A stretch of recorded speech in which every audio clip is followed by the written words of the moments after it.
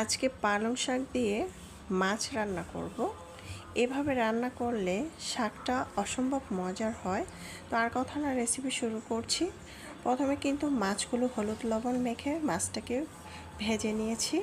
তারপর ওই তেলটার মধ্যে পেঁয়াজ কুচি দিয়েছি, 1 কাপের মতো কাঁচামরিচ কুচি দিয়েছি। পেস্টটা একটু কাঁচা গন্ধটা চলে গেলে রসুন বাটা দিয়েছি 1/2 চামচ আর আদা বাটা 1/2 চামচ দিয়ে একটু ভেজে নিয়েছি। তারপর এখানে কিছু গুঁড়া মশলা দিয়ে দিলাম, হলুদের গুঁড়া, মরিচের গুঁড়া, ধনিয়ার গুঁড়া, জিরার গুঁড়া, পরিমাণ মতো লবণ 1/2 চামচ করে দিয়েছি।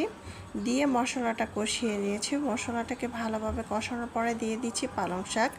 আমি এখানে পালং শাকটা ভালোভাবে ধুয়ে চালনে ছেঁকে রেখেছিলাম। আপনারা চাইলে কিন্তু পালং শাকটাকে ভাপ দিয়ে নিতে পারেন। ভাপ দিয়ে নিলে যে পালং শাকের মধ্যে যে একটা গন্ধ আসে সেটা কিন্তু আর হবে না। ঢাকনা দিয়ে 2 মিনিট রেখেছিলাম। 2 মিনিট পর চলে আসলাম, দেখতে পাচ্ছেন অনেকটা কিন্তু পানি উঠেছে। আপনারা চাইলে এখানে পানি অ্যাড করতে পারেন, না চাইলে প্রয়োজন নাই, কারণ এই পানি দিয়ে কিন্তু তরকারিটা পারফেক্ট হয়ে যাবে। যেহেতু শাক, এখন ভাজা মাছগুলো দিয়ে দিচ্ছি। ভাজা মাছগুলো দিয়ে ঢাকনা দিয়ে ঢেকে আর 1 থেকে 1.5 মিনিটের মতো রাখবো, কারণ ঝোলটা মাখা মাখা আছে। বেশি ঢাকনা দিয়ে ঢেকে দিলে কিন্তু যে শাকের সবুজ অংশটা সেটা কিন্তু লালচে কালার হয়ে যাবে, তাই অবশ্যই এটা মাথায় রাখতে হবে। এখন কিন্তু চুলার আঁচ বাড়িয়ে দিয়ে ঝোলটাকে শুকনো শুকনো করে নিয়েছি।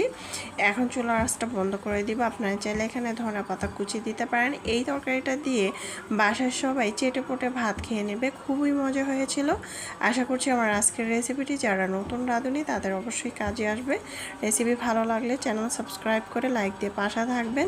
যারা ফেসবুক পেজ থেকে দেখছেন অবশ্যই ফেসবুক পেজটাকে ফলো দিয়ে দিবেন। রেসিপি অবশ্যই ট্রাই করে দেখবেন। এভাবে রান্না করলে সত্যি অসাধারণ লাগে খেতে, সবাই চেটেপুটে খেয়ে নেবে। চাইলে এভাবে ট্রাই করতে পারেন। আল্লাহ হাফেজ।